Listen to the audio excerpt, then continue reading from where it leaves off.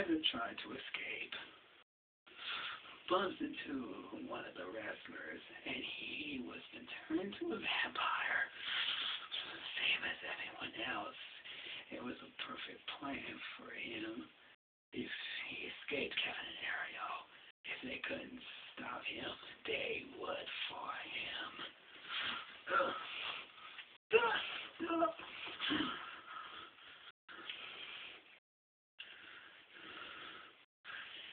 Charles was been running crazy as everybody was been turned to a vampire, but some of them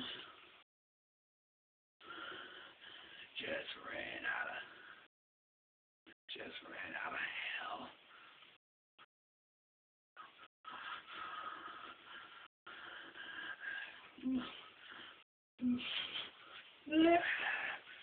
Everybody was coming over him, and he ran as fast as he could, just like before. He starts to hide. He hide as every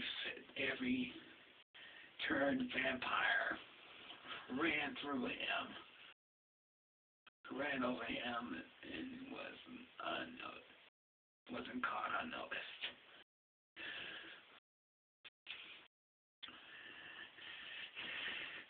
And then he decided to figure out a plan to escape.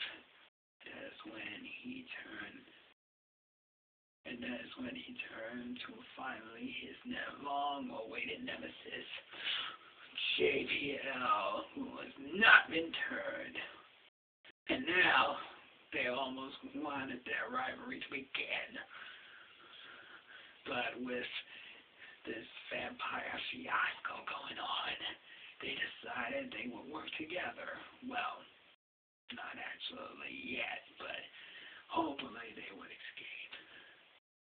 They exchanged telephone numbers, trying to figure out ways to get out of there. So Charles went on ahead, and the same for JBL, as they got their cell phone numbers to contact each other to see if they made it through. So Charles went on quietly without any notice of the other vampires. But what awaits him throughout the wrestling ring.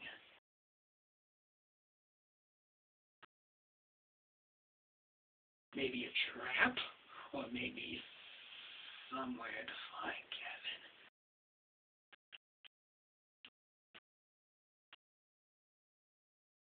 As he walked through, he spotted a coffin near the ring. He opened it.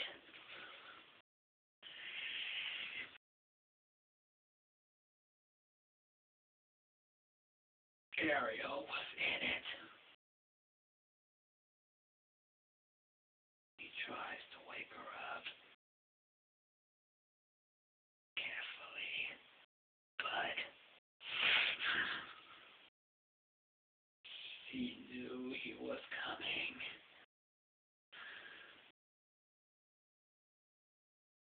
And then that's when scary movies like this, some scenes can get a little intimate. Ariel is finally fulfilling the pleasures of loving Charles.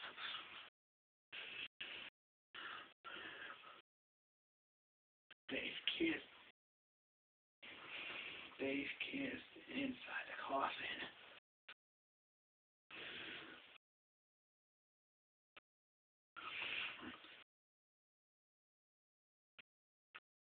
Getting so intimate, so hot, so sexy. Who knew making out with a vampire would be something he would enjoy? But Charles does not know that until Ariel can prove that she will be worthy of tasting his blood. But he couldn't continue he couldn't continue until all of a sudden, hanging upside down.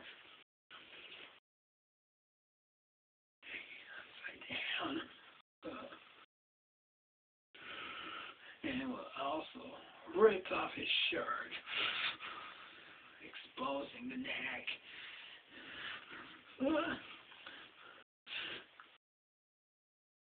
He will talk her out of it until she can figure out a way to find Kevin or John Bradshaw Layfield, but there was no contact of him, and Kevin is just waiting for his chance to make his move.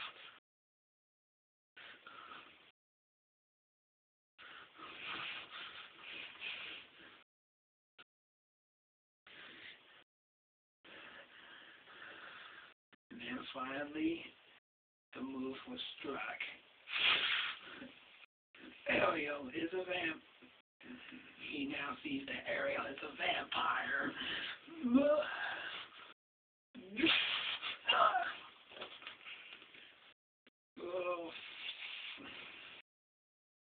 Falls down to the coffin. Well, they think he was dead, but he was knocked unconscious.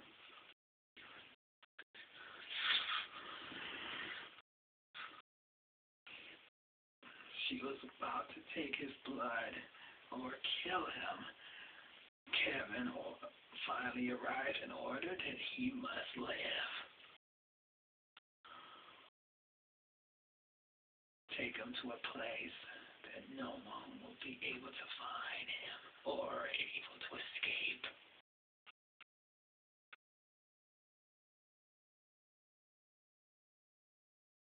A few minutes later, Charles has woken up like nothing would happen.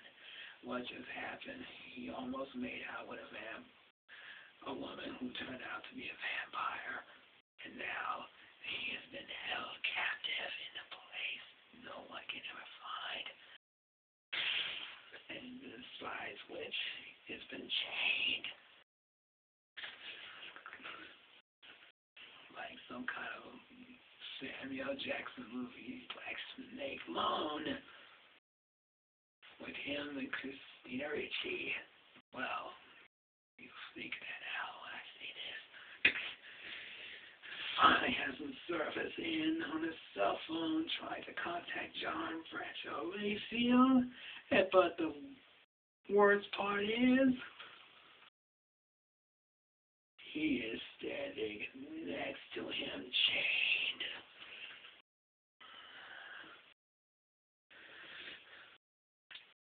Now they're both chained, and an unlikely alliance is probably the bad thing that I'm not going to choose for.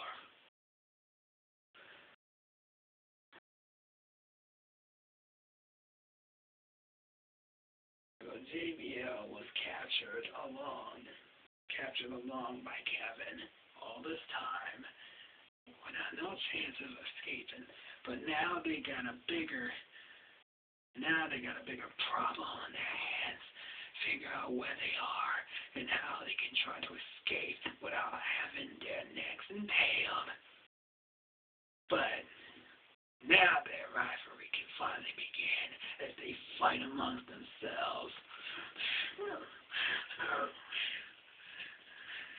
They may hate each other. They may hate everything they do. Hate everything because of what they are. Because this is wrestling tyranny we're talking. This is about the WWE versus the OTA. Only one man goes down, and so will its company, or else it will still continue to rise until the real